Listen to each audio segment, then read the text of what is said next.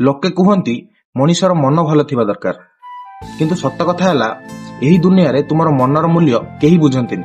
ଯଦି ତୁମ ପକେଟ ଖାଲି ଥାଏ, ପଇସା ନାହିଁ ତ ତୁମ ଦେହରେ ଭଲ କପଡ଼ା ନାହିଁ, ପଇସା ନାହିଁ ତ ତୁମ ଥାଳିରେ ଭଲ ଖାଦ୍ୟ ନାହିଁ। ଆରେ ଦେହ ଖରାପ ହେଲେ ଭଲ ଚିକିତ୍ସା ବି ସେତେବେଳେ ମିଳେ ଯେତେବେଳେ ତୁମ ପାଖରେ ସେ କାଗଜ ଟଙ୍କାର ବିଡ଼ା ଥାଏ। ଏଠି ସମ୍ମାନ ବ୍ୟକ୍ତିକୁ ମିଳେନି, ମିଳେ ତାର ସମ୍ପତ୍ତିକୁ। ଯଦି ତୁମ ପାଖରେ ଧନ ଅଛି ତେବେ ଗୋଟେ ଅଜଣା ଲୋକ ବି ତମ ପାଖରେ ମୁଣ୍ଡ ନୁଆଇଁକି କଥା ହେବ। ଆଉ ଯଦି ତମେ ଗରିବ ତେବେ ତମ ନିଜ ଲୋକ ବି ତମ ପାଖରେ ଛିଡା ହେବାକୁ ଲାଜ କରିବେ। ଏଇଟା ଏମିତି ଏକ ବଜାର, ଏଠି ପ୍ରତିଟି ସମ୍ପର୍କ ପଇସାରେ ମପାଯାଏ। ତମେ ଯେତେ ଭଲ ମଣିଷ ହୁଅ ନା କାହିଁକି, ଯଦି ତମ ପାଖରେ ପଇସା ନାହିଁ ତେବେ ଏଇ ଦୁନିଆ ନଜରରେ ତୁମର କୌଣସି ଅସ୍ତିତ୍ୱ ନାହିଁ।